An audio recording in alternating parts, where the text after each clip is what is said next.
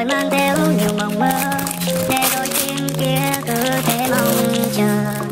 Ai ngờ gần nhau không bao lâu mà đằng sau giờ xa nhau mới thấy lòng mình đau. Những ngày đó đã có phải tan nhanh đều hỏi vì đôi mi ai kia có vui không. Điều anh dương còn dừng lỡ lo khi gặp nhau chưa có đâu, nhìn đâu đã có vui không. Nhưng khi đêm đôi lấy bay như thời gian mới lấp đầy, nơi con tim ai kia có buồn không. Giờ phép mong nào có thể để ta vẹn nguyên như trước kia, thì là ai có ai buồn không. Tình như một đỏ quỳnh khó mình đành phải mất bước qua nhốt.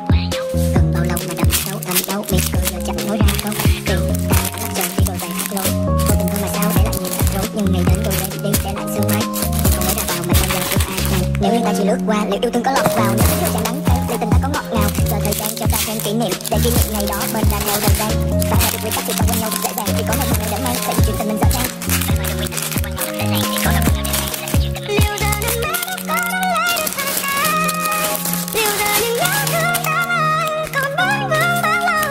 Ngày thế ta chìm sâu, liệu giờ ai có hay không.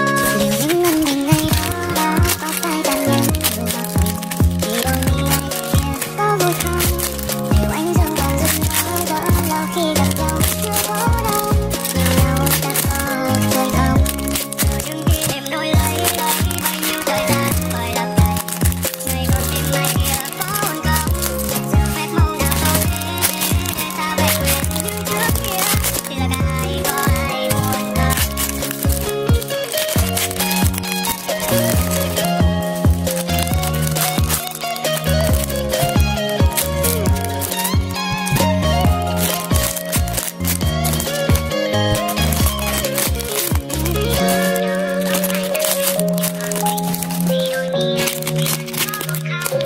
Liệu anh giờ còn giấc mơ khi gặp nhau chưa có đâu, nhìn nhau đã có vui không.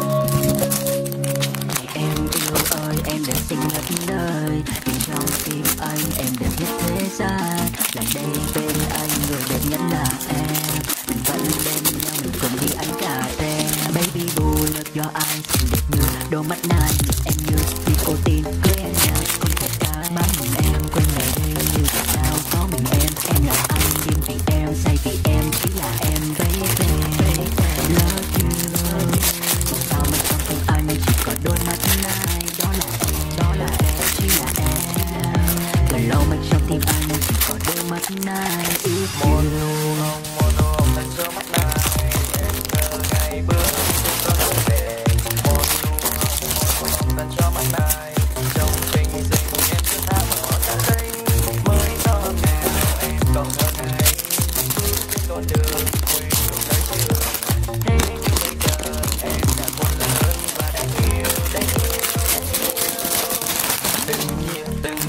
Từng nhịp theo bước chân em tung tăng hát ca trên con phố này, để một người một thơ.